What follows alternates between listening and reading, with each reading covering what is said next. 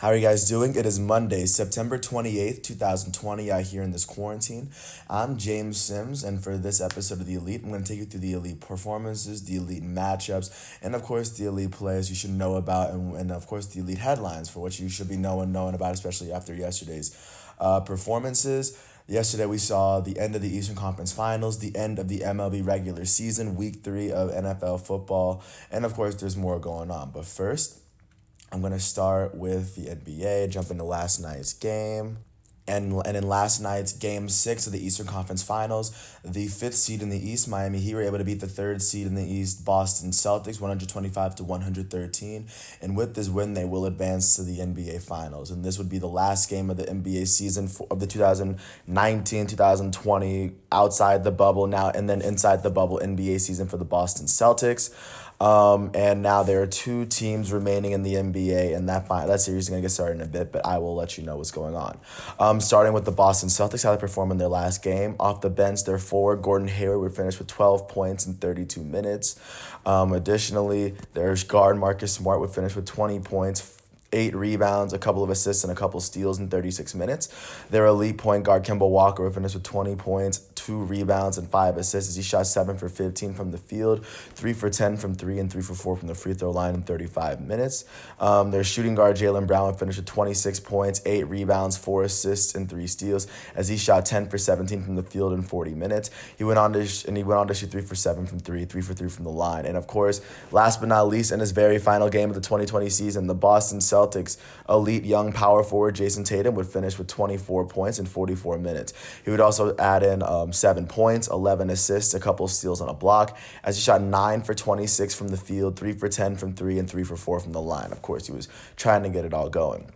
But looking at how the Miami Heat fared in Game 6 before advancing to the NBA Finals, off the bench, their guard Andre Iguodala would finish with 15 points as he finished 5 for 5 from the field, 4 for 4 from 3, especially in a big rally late for them to kind of turn the momentum.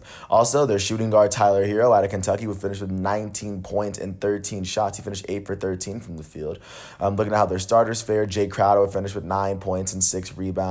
Goran Dragic, their point guard, finished with 13 points, 3 rebounds, and 7 assists. Duncan Robinson, their shooting guard, finished with 15 points and 6 assists. He went 5 for 7 from 3, and she shot 5 for 8 from the field. Jimmy Butler, their elite small forward, would finish with 22 points and 8 assists as he shot 8 for 19 from the field in 39 minutes.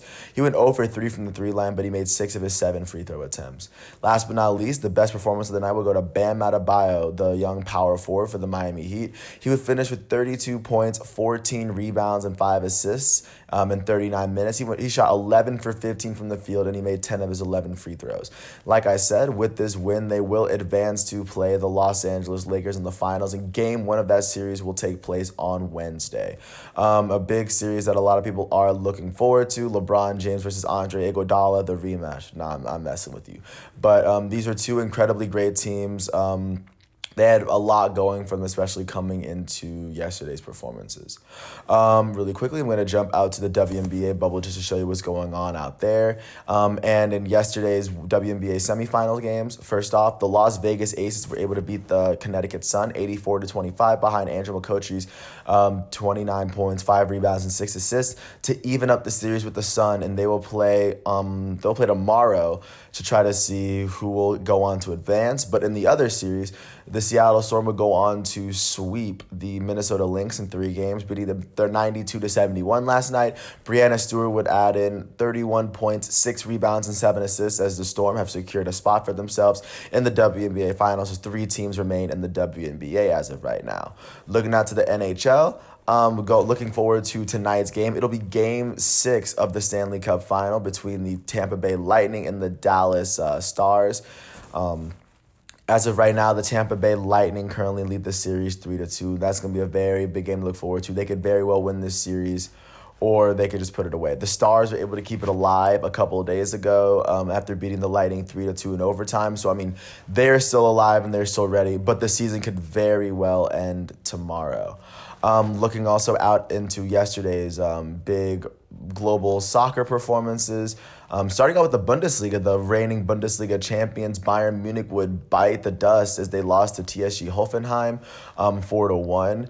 For Hoffenheim, Komaric would finish with two. He'd have 2 goals in the second half to really kind of put this away. He'd have a really big performance for Hoffenheim.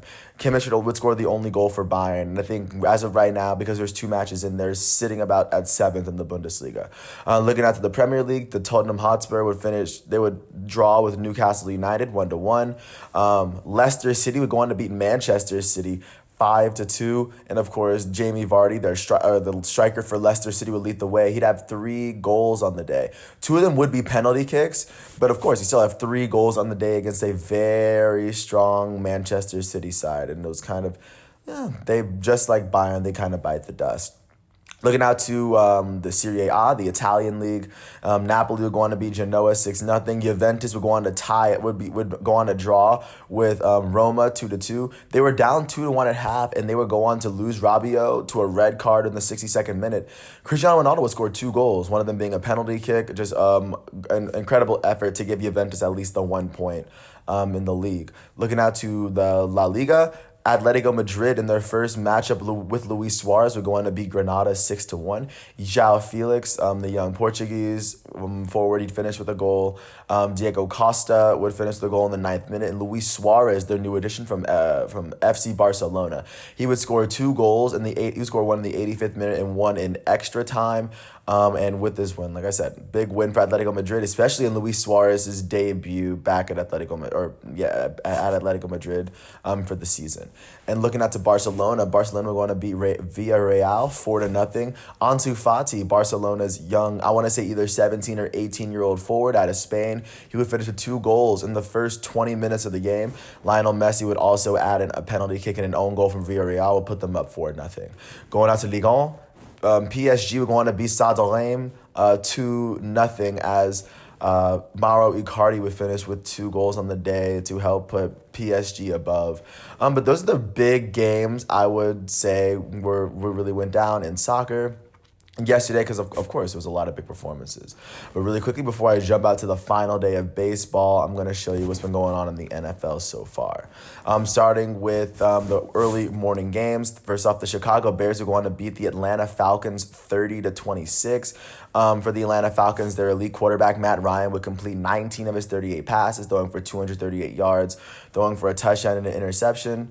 Their elite running back Todd Gurley II would finish with 80 yards on the ground and 14 carries and a touchdown. He also had 2 yards for the year on 1 reception. For the Falcons, their wide receiver Calvin Ridley would finish with 110 yards on 5 receptions. And then on the defensive side of the ball, Michael Walker and Keanu Neal would lead the team in tackles. Grady Jarrett would have a sack on the line. But of course, the Falcons would lose to the Bears. For the Bears, Mitch Trubisky would get the start, but then Nick Foles was subbed in for the second half and completely let the Chicago Bears come back. They were down 26-10 in the fourth quarter, but Nick Foles kind of wheeled them back on his own. He completed 16 of his 29 passes, throwing for 188 yards. He threw for 3 touchdowns and a pick. And then through the air, Allen Robinson II would be their leading receiver. He finished with 123 yards and 10 receptions and a touchdown. Also, Jimmy Graham would finish with 60 yards on 6 receptions with 2 touchdowns on the night for the Bears. On the defensive side of the ball, Eddie Jackson would lead the team in tackles. He'd have 7 tackles on the day. Akeem Hicks would have a sack and a half as well.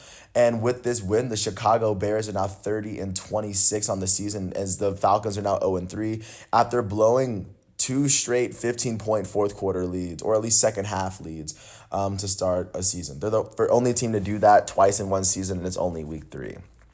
Continuing on, jumping to Buffalo. The Buffalo Bills were able to beat the Los Angeles Rams 35-32 yesterday. Looking out to the Rams, their quarterback Jared Goff would throw for 321 yards, 2 touchdowns, and a pick. On the ground, their running back Darrell Henderson Jr., he would add 114 yards on 20 carries with a touchdown on the day.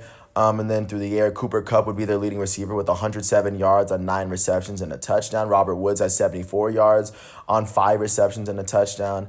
And then on the defensive side of the ball, of course, Aaron Donald, in addition to recovering a fumble, he would have 6 total tackles and 2 sacks on the day. Big win for him.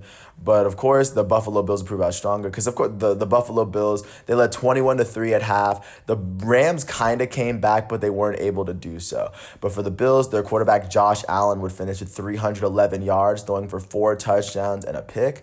Their wide receiver Cole Beasley would lead the team in receiving yards. He'd have 100 yards on 6 receptions. Looking at the defensive side of the ball, Jordan Poyer would lead the team in tackles. He'd have 14 on the day. And then Matt Milano and AJ Espenza, their rookie out of Iowa, he would finish with a sack on the day. And finishing this game, the Buffalo Bills are now 3-0 off this win, and the Los Angeles Rams are now 2-1. And continuing on, jumping out to Boston, the New England Patriots hosted the Las Vegas Raiders, where they were able to give the Raiders their first loss of the season, as the Patriots were able to beat them 36-20. Looking out to the Raiders, their quarterback Derek Carr would throw for 261 yards, 2 touchdowns. And then through the air, Hunter Renfrow would be their leading receiver. Out of Clemson, he finished with 84 yards and 6 receptions and a touchdown. Looking at the defensive side of the ball, Nicholas Morrow would finish with 9 tackles on the day. And then Max Crosby, their young defensive end, would finish with 2 sacks as well. Looking out to the New England Patriots, their elite quarterback Cam Newton would complete 17 of his 28 passes, throwing for 162 yards, a touchdown, and a pick. He'd also add 27 yards on 9 rushes on the ground. Sonny Michel would lead all rushing yards with 117 yards on 9 carries, had a 48-yard run in the game as well. Rex Burkhead, their running back, would have an incredible game. He'd finish with 49 yards on 6 carries with 2 touchdowns on the ground. He'd also have 49 yards on 7 receptions through the air, and of course, he'd have a touchdown. 3 touchdowns total on the day on 98 yards from scrimmage. On the defensive side of the ball, Jonathan Jones would lead the team with 8 tackles on the day. Shalik Calhoun would finish with a sack and a half, as Chase Winovich would have a sack as well. Continuing on, just looking on, and also Jonathan Abram will get an interception for the Las Vegas Raiders. With this loss, the Raiders are now 2-1, and with this win, the New England Patriots are officially 2-1 on the season through 3 weeks. Jumping out to Cleveland, the Cleveland Browns were able to beat the Washington Football Team 34-20. For the Washington Football Team, Dwayne Haskins would throw for 224 yards with 2 touchdowns and 3 picks. On the ground, Antonio Gibson would finish with 49 yards, and he finished with 11 yards to the air. Terry McLaurin would have 83 yards and 4 receptions. And then looking at the defensive side of the ball, Jonathan Allen would lead the team in tackles along with John Bostic, but Jonathan Allen is a defensive end. He'd have 9 tackles and a sack. Montez Sweat would finish with a sack and 2.5 tackles for a loss for the Washington Football Team. And looking out to the Cleveland Browns, their quarterback Baker Mayfield would throw for 156 yards and 2 touchdowns.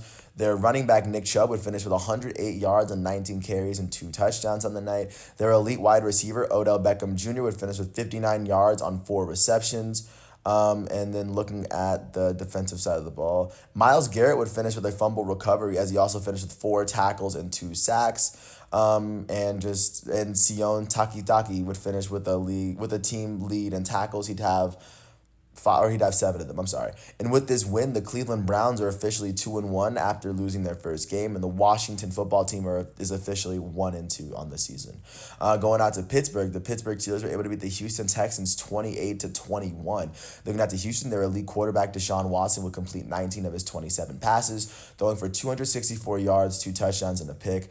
Through the air, Randall Cobb would be their leading receiver, as he finished with 95 yards and 4 receptions and a touchdown. Looking at the defensive side of the ball, Benedict McKinney would lead the team in tackles with 11. Zach Cunningham would have 10. J.J. Watt, their elite defensive end, would finish with 4 tackles on the night. Looking out to Pittsburgh, their quarterback Ben Roethlisberger would throw for 237 yards and 2 touchdowns. James Conner would lead all runners on the ground. He finished with 109 yards and 18 carries and a touchdown. Eric Ebron would finish with 52 yards and 5 receptions and a touchdown for them as well. And then looking at how they did defensively, Mike Hilton would lead the team in tackles with 8. Minka Fitzpatrick would have 5 tackles as well. And their young defensive end, TJ Watt, would finish with 4 tackles and a sack on the day.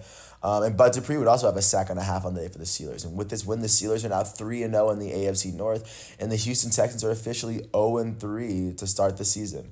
Jumping out to MetLife, the New York Giants hosted the San Francisco 49ers as the Niners beat them 36-9.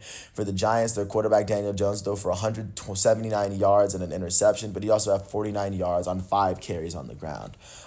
Through the air, Darius Slay would lead the team with 53 receiving yards. And then, they would lose 4 fumbles as a team. That's a crazy stat. Julian Love would lead the team with 11 tackles. Blake Martinez would have 9 of them, but he also have a sack.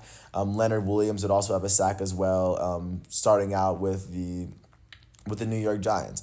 And then looking at the San Francisco 49ers, Nick Mullins would lead their winning effort as he would throw for 343 yards with a touchdown on the day. And then through the air, Brandon Ayuk would lead the team in receiving yards. He'd have 70 yards on 5 receptions. And then looking at the defensive side of the ball, Fred Warner would lead the team in tackles. He'd have 7 of them on the day. And then with this win, the San Francisco Giants are officially 2-1. I don't know why I did that. The 49ers are now 2-1 on the season as the New York Giants are officially 0-3. Jumping out to Philly for a very interesting game, the Philadelphia Eagles went on to host the Cincinnati Bengals as they were able to beat them, as this game went to a draw, it tied at 23 and neither team scored in overtime. And starting off with the Cincinnati Bengals, their quarterback Joe Burrow would go with over 312 yards and 2 touchdowns on the day. He'd also have 49 yards, he would have, and Joe Mixon would have 49 yards on the ground. Tyler Boyd would be their leading receiver with 125 yards on 10 receptions. He was the only player with more than 5 receptions on that team. Their elite wide receiver, A.J. Green, would finish with 36 yards and 5 receptions as well. On the defensive side of the ball, Carlos Dunlap would finish with 9 tackles on the day. Carl Lawson would have 8 tackles and 2 sacks on the day for the Cincinnati Bengals. And looking at the Philadelphia Eagles, who hosted them, Carson Wentz would throw for 225 yards with a touchdown and 2 picks on the day. The running back and Carson Wentz would also have 65 yards on the ground and a touchdown, combining for about 290 total yards on the day. Miles Sanders, their running back, would have 95 yards on the ground. He'd also have 12 through the air, giving him 100-plus total yards from scrimmage on the day. Greg Ward would be their leading receiver with 72 yards and 8 receptions. He also had a touchdown as well. On the defensive side of the ball, Nathan Jerry would lead the team in tackles. He'd have 8 of them. Darius Slay would have 7. Jalen Mills would have 5 tackles with a sack and a half on the night. And with these ties, both teams are still winless. The Bengals are now 0-2-1, and the Philadelphia Eagles are now 0-2-1 to start the season. Jumping out to Minneapolis, the Minnesota Vikings hosted the Tennessee Titans as the Titans remain undefeated, getting their 3rd win of the season. For the Minnesota Vikings, Kirk Cousins would throw for 251 yards, 3 touchdowns, and 2 picks. Their running back Dalvin Cook would finish with 181 yards on the ground on 22 carries and a touchdown, and through the air he also had 18 yards to give him 199 yards from scrimmage. Their wide receiver Justin Jefferson would finish with 175 yards and 7 receptions and a touchdown as well. And then on the defensive side of the ball, Eric Kendricks would lead the team with 10 tackles on the day. Their elite safety Harrison Smith would finish with 9 tackles on the day. And then jumping out to Tennessee real quick, their quarterback Ryan Tannehill would throw for 321 yards, no touchdowns, but he did throw a pick. Their elite running back Derrick Henry would finish with 119 yards on 26 carries and 2 touchdowns on the day. Through the air, Khalif Raymond would finish with 118 yards on 3 receptions, as long as being a 61-yard reception as well.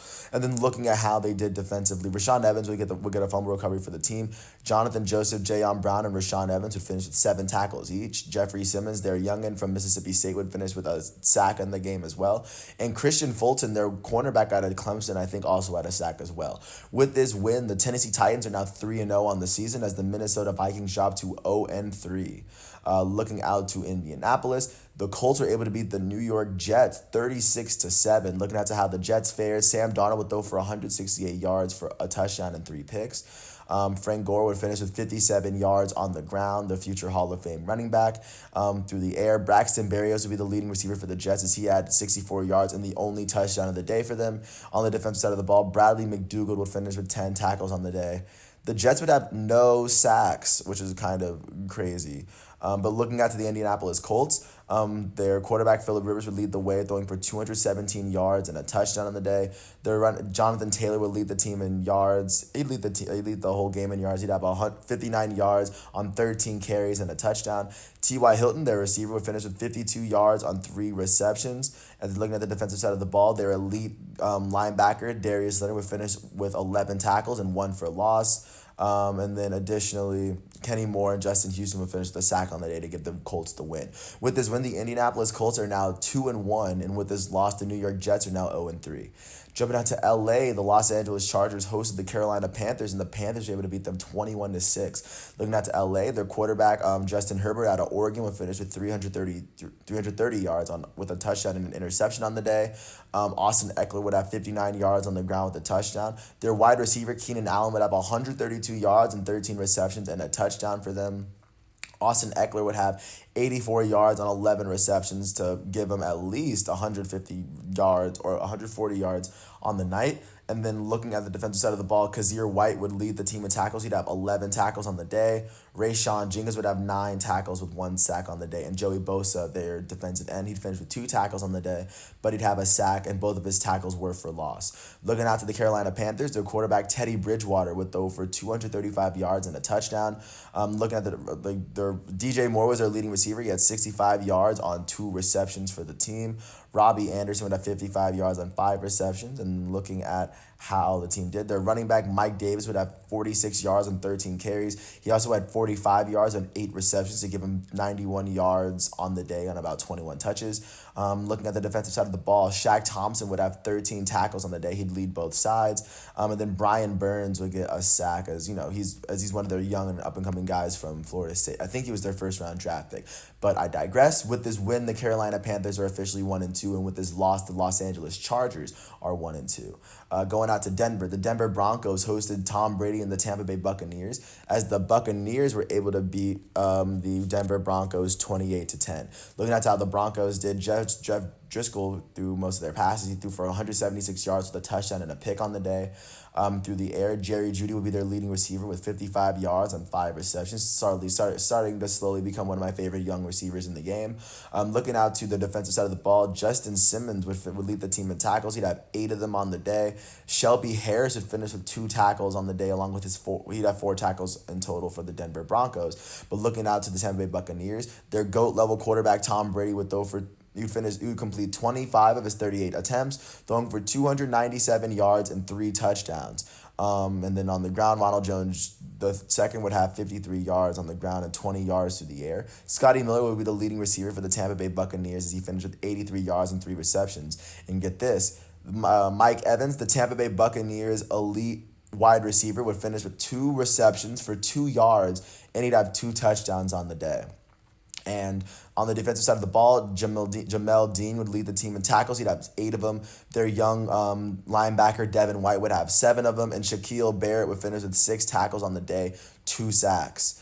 And with this win, the Tampa Bay Buccaneers are officially 2-1. And with this loss, the Denver Broncos are now 0-3 on the season. Jumping out to Phoenix, the Arizona Cardinals hosted the Detroit Lions as the Lions were able to beat them 26-23. Looking at how Arizona fared, their quarterback Kyler Murray would finish with completing 23 of his 35 passes for 270 yards with 2 touchdowns and 3 picks. And the reigning NFL Offensive Rookie of the Year also had 29 yards on the ground for a touchdown to give him 299 yards of total scrimmage with 3 touchdowns on the day and 3 picks. Kenyon Drake would finish with 73 yards on 18 carries. DeAndre Hopkins, their elite wide receiver, would lead the team in reception yards, and we would lead the game. He'd have 137 yards on 10 receptions for the day. Andy Isabella, their young wide receiver, would finish with 47 yards and 4 receptions and 2 touchdowns for the team. Buda Baker would lead the team in tackles. He'd have 8 of them. And then, Hassan Riddick would finish with a sack. So would Corey Peters. They'd have a pretty good game, but the Detroit Lions would just put it on. Matthew Stafford, the Lions quarterback, he'd finish throwing for 270 yards for 2 touchdowns on the day. Their future Hall of Fame running back, Adrian Peterson, would finish with 75 yards on 22 carries. And Kenny Golladay would be their leading receiver with 57 yards. They had 3 receivers with 50 yards on the day. TJ Hawkinson at 53 and Marvin Jones Jr. at 51 on the day. Kenny Golladay also had a touchdown on the day. I don't know if I mentioned that. Going out to the defensive side of the ball, Tracy Walker would lead the game in tackles. He'd have 12. Their elite corner, Jeff Okudah, would finish with 6 tackles, 2 of them being for loss on the day. And with this win, the Detroit Lions are now 1-2 on the season, as the Arizona Cardinals picked up their first loss. They're now 2-1 on the season. Jumping out to Seattle for one of the later games, the Seattle Seahawks will go on to host the Dallas Cowboys and beat them 38-31 in a game that kind of went down to the wire. For the Dallas Cowboys, their quarterback Dak Prescott will complete 37 of his 57 attempts, throwing for 472 yards on the day, throwing for 3 touchdowns and 2 picks. And then on the ground, their elite running back Ezekiel Elliott would only pick up 34 yards on 14 carries, but he would get a touchdown. For the Cowboys, their leading receivers, Michael Gallup would finish with 138 yards and 6 receptions with a touchdown on the day. Cedric Wilson would have 107 yards and 5 receptions with 2 touchdowns. And looking at the defensive side of the ball, Trayvon Diggs would lead the team in tackles. He'd have 9 of them. Jalen Smith would have 8 with half a tackle for loss. And then jumping to Seattle, of course, their elite quarterback Russell Wilson would complete 27 of his 40 pass attempts, throwing for 315 yards, and I guess I'll say this as slowly as possible. 5 touchdowns through the air. He also had 22 yards on the ground to give him a total of about 337 yards on the day, and to go with his 5 touchdowns. No interceptions. Still, no turnovers. He still had an amazing game. Chris Carson would lead he would lead all rushers on the day. He'd have 64 yards on the ground. Through the air, DK Metcalf would finish with 110 yards on 4 receptions and a touchdown, his longest being a 62-yarder. And Tyler Lockett would finish with 100 yards on 9 receptions. He'd have 3 touchdowns on the day for the Seattle Seahawks. On the defensive side of the ball, Shaq Griffin would finish leading the team with 11 tackles on the day. And then just continuing on, their elite linebacker Bobby Wagner would finish with 9 tackles on the day. Jamal Adams, their elite safety, would finish with 2 tackles as well. With this win, the Seattle Seahawks are now 3-0 on the season, as the Dallas Cowboys are now 1-2. And then jumping to the last game of the season, and before I mentioned, I did have the Seattle Seahawks winning the Super Bowl, but I digress. In last night's Sunday night matchup, the Green Bay Packers went to the Superdome and were able to beat the New Orleans Saints 37-30. For the New Orleans Saints, their GOAT quarterback Drew Brees would complete 29 of his 36 attempts, throwing for 288 yards and 3 touchdowns, no picks. Their running back Alvin Kamara would finish with 57 yards on 6 carries. He'd also have 139 yards on 13 receptions with 2 touchdowns. He'd have an amazing game through the air. And I mean, if I count that up, that's what, 140 plus 57. That's about 197 yards total on the day. And then on the defensive side of the ball, Malcolm Jenkins would lead the team in tackles. He'd have 9 of them. And then looking out to how Green Bay fared, their GOAT quarterback Aaron Rodgers would complete 21 of his 32 passes, throwing for 283 yards, 3 touchdowns, no picks. Their running back Aaron Jones would have 69 yards and 16 carries and a touchdown. He also had 17 yards through the air. That gives him 86 yards on the day. From scrimmage, he had a touchdown. A pretty good game for him. Their leading receiver would be Alan Lazard.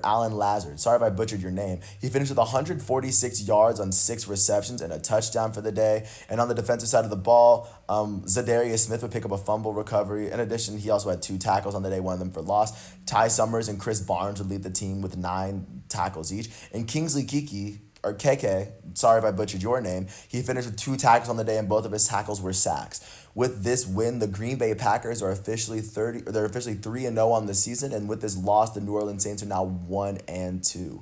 And then jumping forward to tonight's game, it'll be a matchup between the 2-0 Kansas City Chiefs and the 2-0 Baltimore Ravens at 8:15 on ESPN, and that's going to be a game I'm going to be watching, especially considering there's no baseball today and there's no basketball, so I'm definitely going to give that a watch.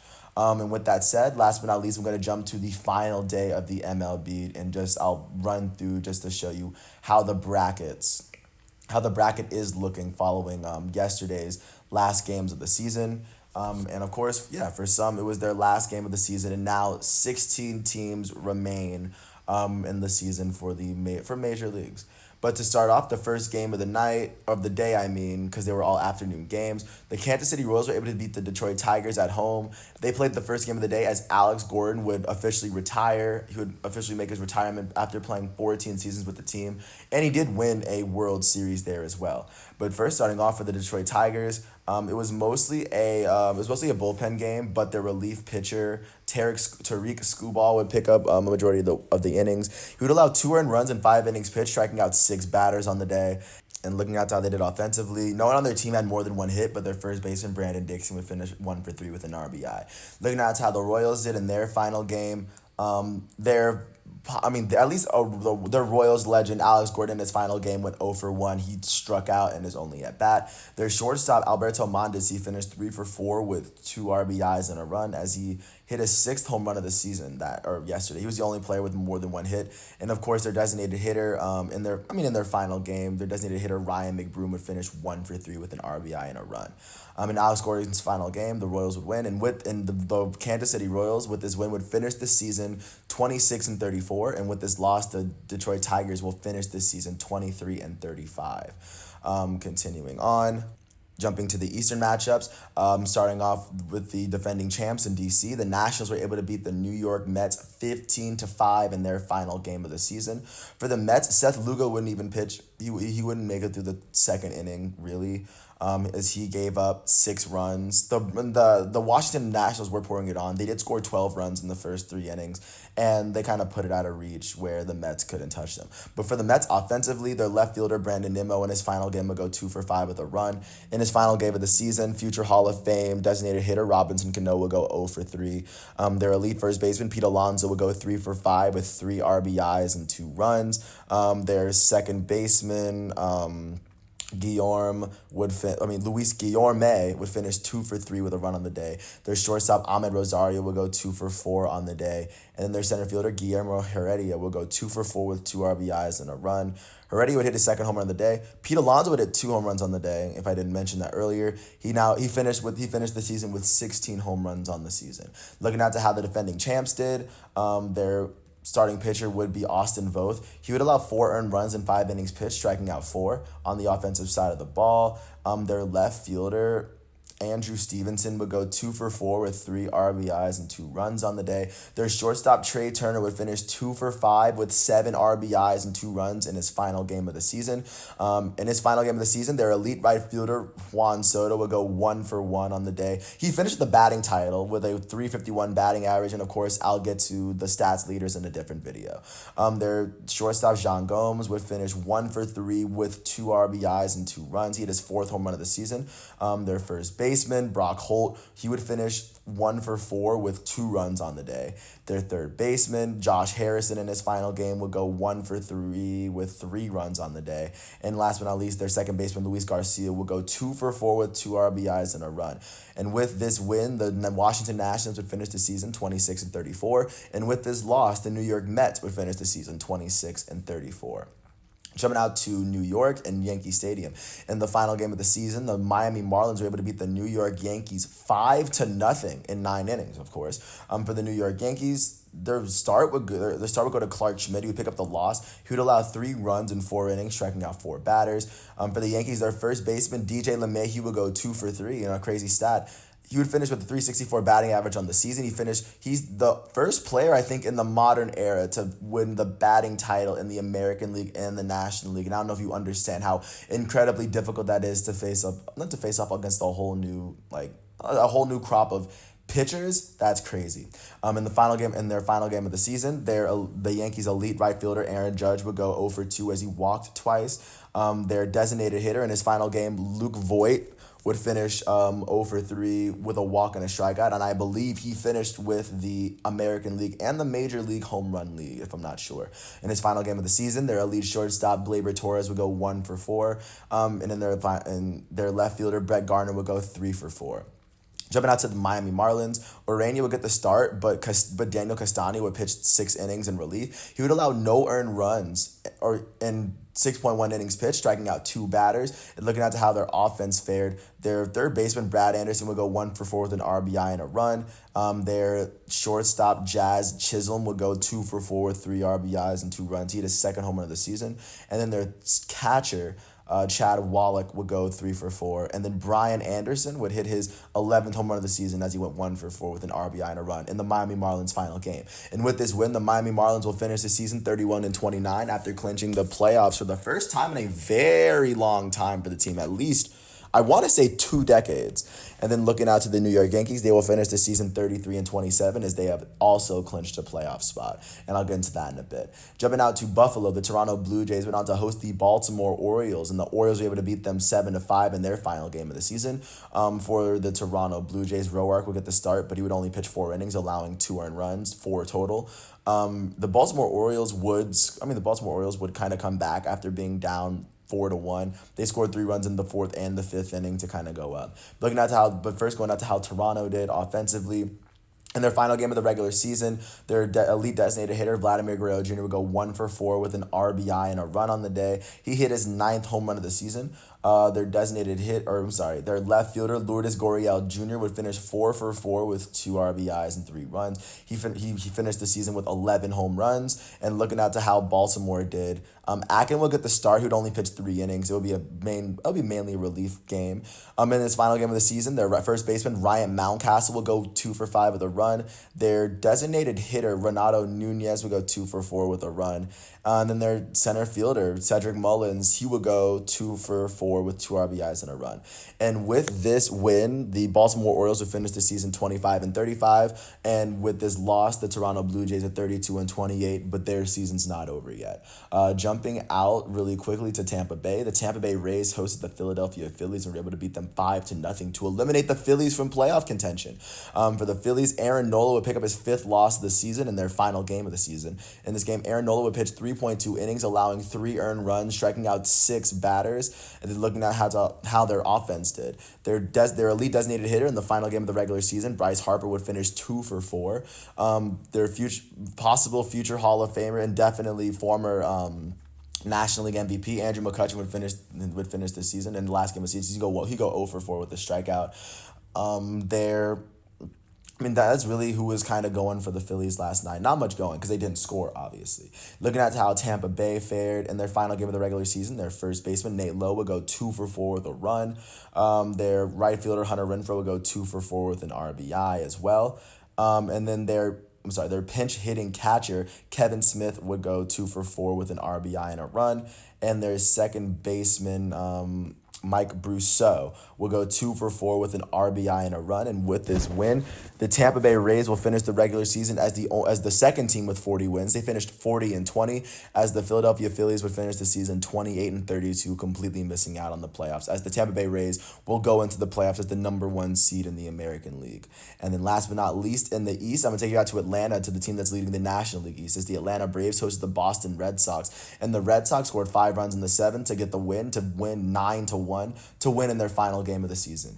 For the Atlanta Braves, Bryce Wilson would get the start. He would allow 1 earned run in 3 innings pitched, striking out 2, but it would mostly be a bullpen game. For the Atlanta Braves, their elite second baseman, Ozzie Albies, in the final game of the regular season, he finished 1-for-5. Their elite first baseman, Freddie Freeman, would finish 1-for-4. He didn't finish with a batting title, but he finished in the top 3 in batting average, home runs, and RBIs, a very rare season. And I think he might win the MVP this year, but I don't want to jump to that conclusion.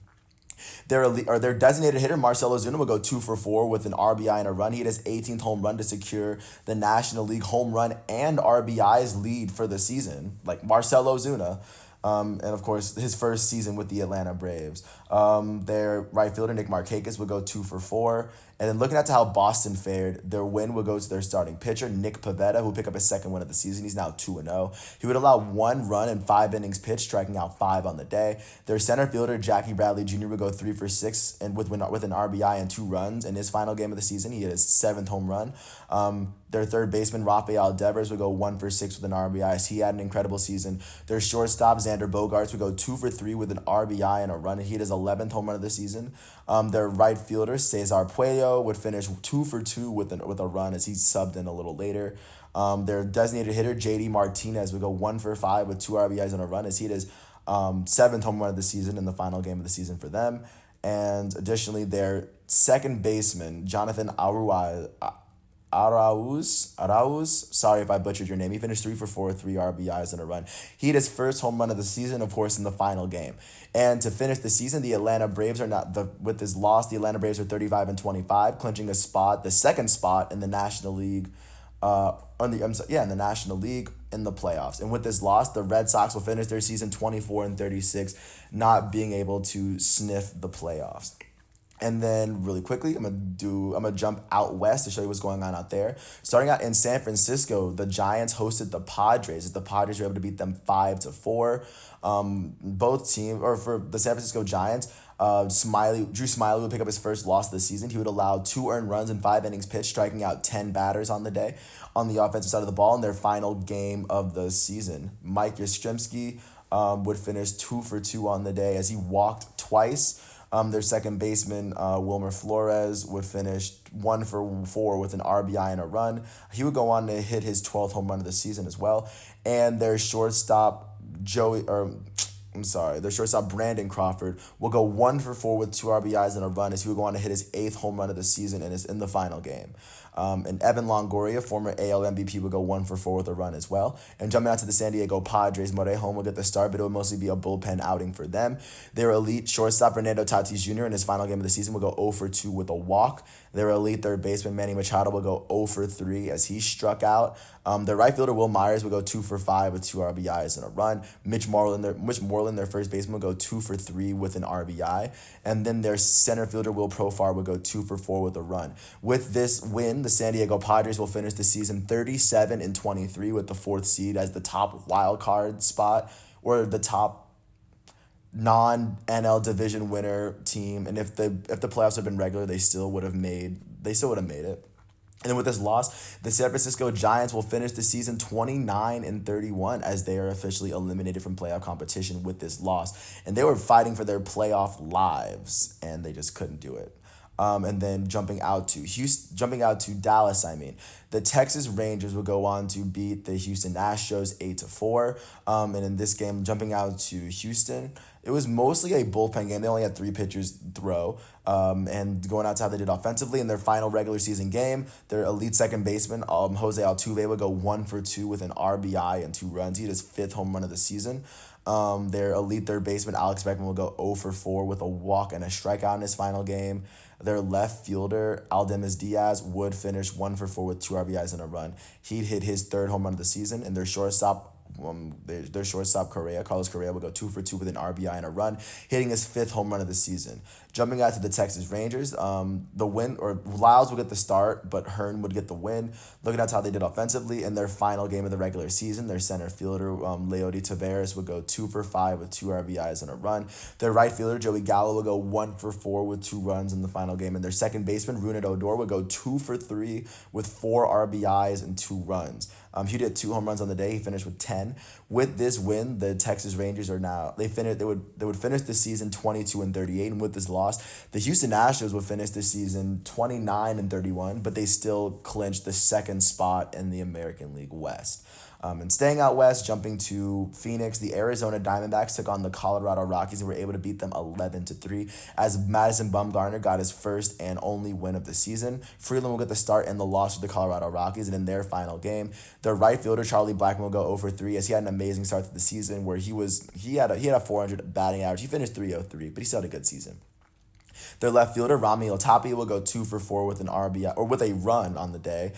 And their catcher, Tony Wolters, would go 2 for 2 with an RBI and a run. Looking at how Arizona fared, Madison Bumgarner would allow no earned runs in 5 innings pitched, striking out 4 batters on the day. He finished with a 1-4 record on the season.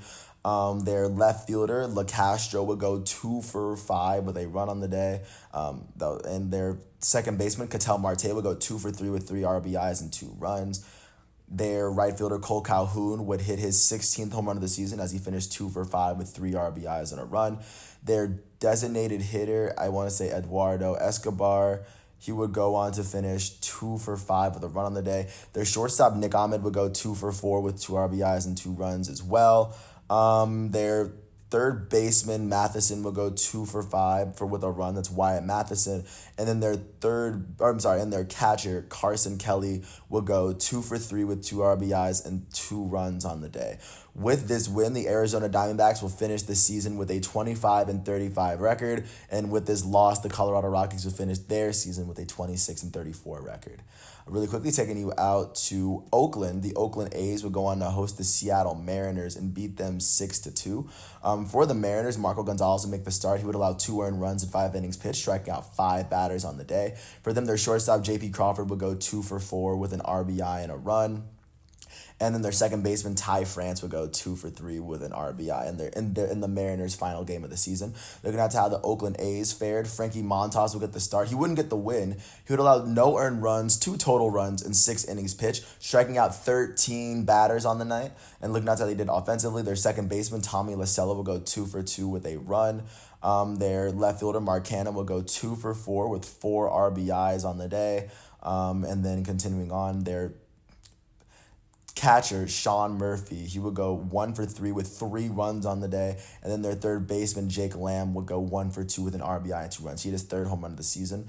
With this win, the Oakland A's will finish the season with a 36-24 record. And of course, they will have home field advantage for the first round of the playoffs. And with this loss, the Seattle Mariners will finish 27-33, and they are officially eliminated from playoff. Well, they were already eliminated from playoff contention. That would be their last game of the season.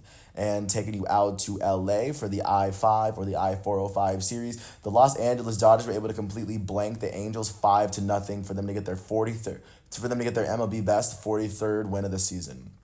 Looking out to how the Angels fared, Sandoval would pick up the start, but he wouldn't pitch 3 innings.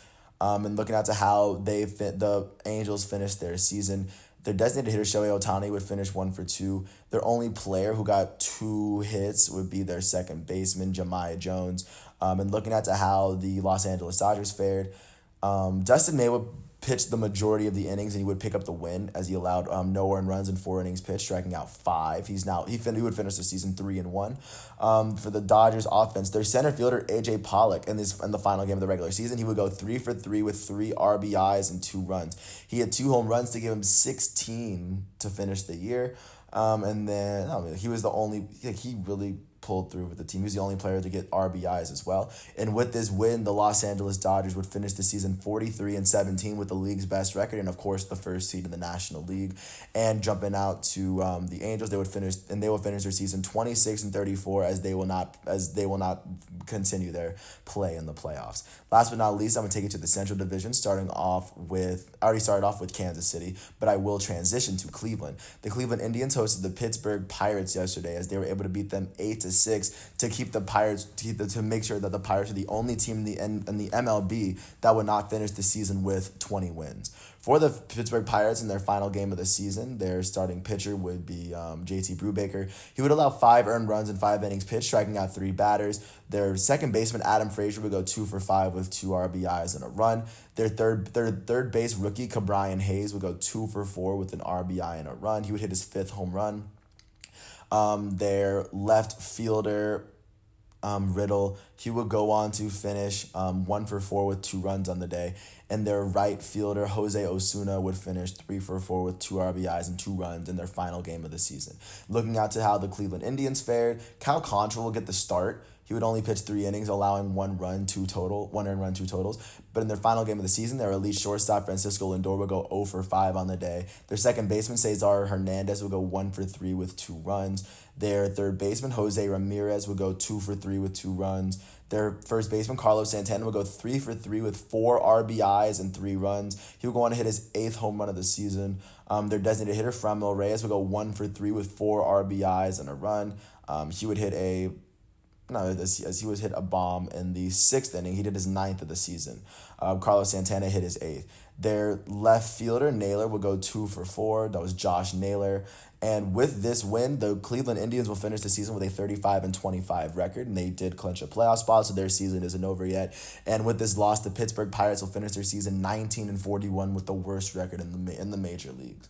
Jumping out to Minnesota, the Minnesota Twins would go on to host the Cincinnati Reds, and the Reds would win in extra innings 3-1 to secure the 7th spot in the playoffs.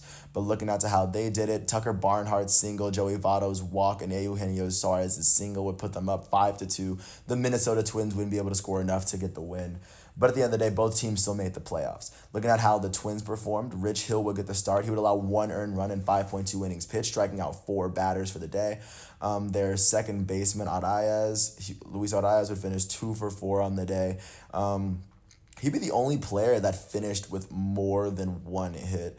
Rosario would finish with an RBI as well, so would Marwin Gonzalez. And looking out to how Cincinnati fared, Sonny Gray would get the start. He would allow 2 earned runs in 5.1 innings pitched, striking out 4 batters on the day. And then looking at to how their offense fared, their third baseman, Eugenio Suarez, would go 2 for 5 with 2 RBIs. He had a pretty big game, and with this win, the Cincinnati Reds would finish their season 39-21, as their season isn't over yet. They will face off against the Atlanta Braves in the first round, and with this loss, the Minnesota Twins are now 36-24 on the season. Jumping out to Chicago, the Chicago White Sox would host the Cubs, as the Cubs would pick up the win on their last game of the season. For the Chicago White Sox, Lopez would get the start. He wouldn't pitch 2 innings even. Looking at how their offense fared, their third baseman, Yoan Moncada, final game of the season, he finished 1 for 4 with 2 runs on the day. He struck out 3 times.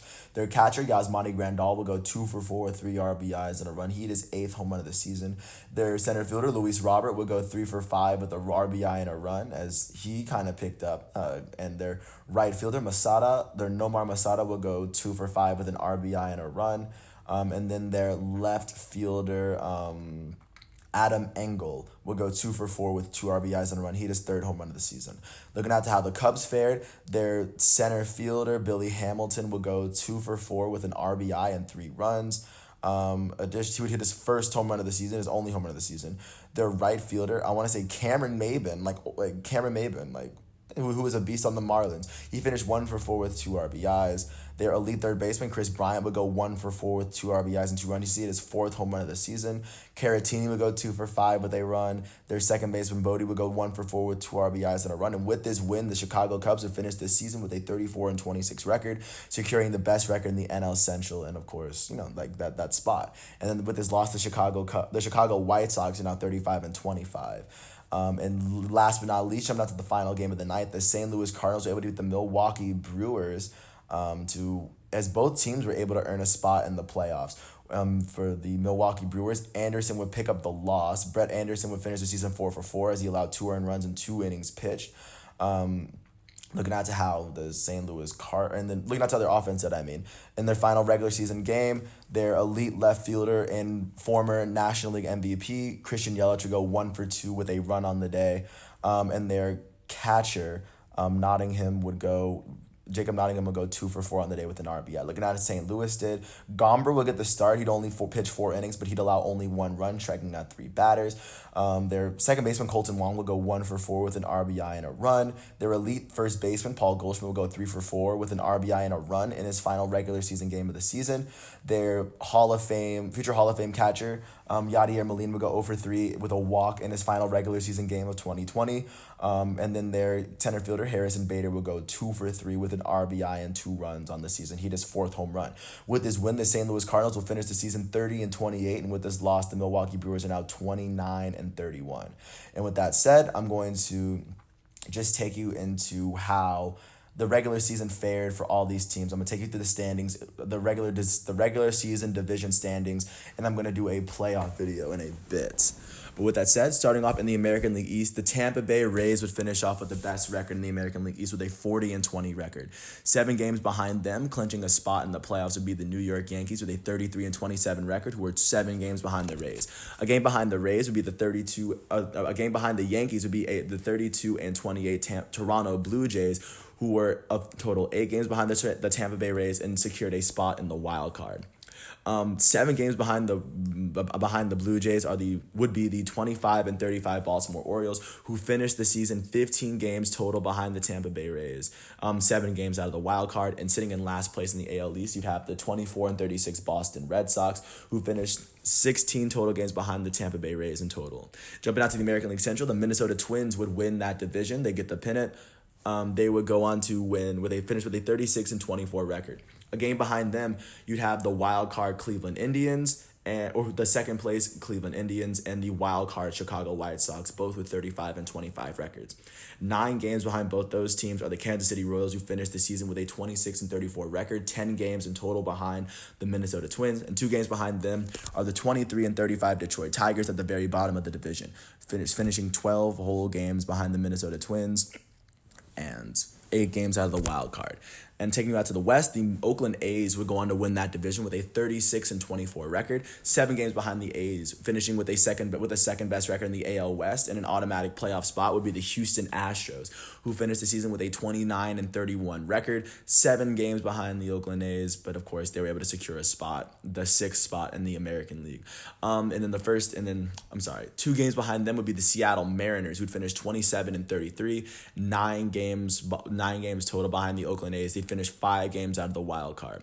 And finishing a game behind them are the 26 and 34 Los Angeles Angels, as they'd finished 10 full games behind the Oakland A's. And sitting in last place in the American League West, with the worst record in the American League, you'd have the 22 and 38 Texas Rangers, who are 14 total games behind the Oakland A's to finish the season. Jumping out to the National League, the Atlanta Braves would win the National League East title for the 3rd year in a row, finishing with a 35 and 25 record, 4 games behind them, and earning their first playoff bid in a while, like I said earlier, with the Miami Marlins finishing with a 31 and 29 record. Finishing 3 games behind the Marlins, you'd have the 28 and 32 Philadelphia Phillies, who finished 7 games behind the Atlanta Braves and 1 game out of the wild card. 2 games behind the Phillies it was a tie for the bottom of the NL East. It would be between the New York Mets and the Washington Nationals, as both teams finished 9 games total behind the Atlanta Braves, 3 games out of the wild card. Jumping to the National League Central, the Chicago Cubs would go on to, they would win that division with a 34 and 26 record. 3 games behind them, you'd have the 30 and 28 St. Louis Cardinals with a 30 and 28 record. And tied with them, but playing 2 more games, you'd have the 31 and 29 Cincinnati Reds, who would also finish 3 total games behind the Chicago Cubs, as they earned the first wild card spot, and the second wild card slot in the National League would go to the Milwaukee Brewers, who finished with a 29 and 31 record. They'd finish 5 total games behind the Chicago Cubs. And then last but not least, in the bottom of the division with the worst record in all of baseball, you'd have the 19 and 41 Pittsburgh Pirates, who finished 15 total games behind the Chicago Cubs. And then last but not least, taking you out west, the Los Angeles Dodgers finished with the best record in baseball with a 43 and 17 record. And of course, the 4th seed of the National League belongs to the San Diego Padres with a 37 and 23 record, as they stand 6 games behind the first place Dodgers. 8 games behind them, you have the 29 and 31 San Francisco Giants, who finished 14 games behind the Dodgers on the season. 3 games behind them, you have the 26 and 34 Colorado Rockies, who finished 17 games behind the Dodgers, 3 games out of the wild card. And the last team in the National League West would be the Arizona Diamondbacks, who finished 25 and 35, 18 games total behind the Los Angeles Dodgers for the season. And with that said, I really appreciate you for listening to all 56 minutes of this piece. A lot of sports history happened yesterday. It's really rare when you see the end of one NBA series in the beginning of, or the end of the MLB regular season in the same game, in the same day. So of course that in itself is very historic. Coupled that on with a lot of football being played and some pretty good soccer as well, and WNBA and Stanley Cup action tonight. There's a lot going on, especially right now in the world of sports. But once again, I want to thank you once again. It is Monday, September 28th, 2020. I'm James Sims. This is The Elite. Thank you for hearing my piece, and peace out.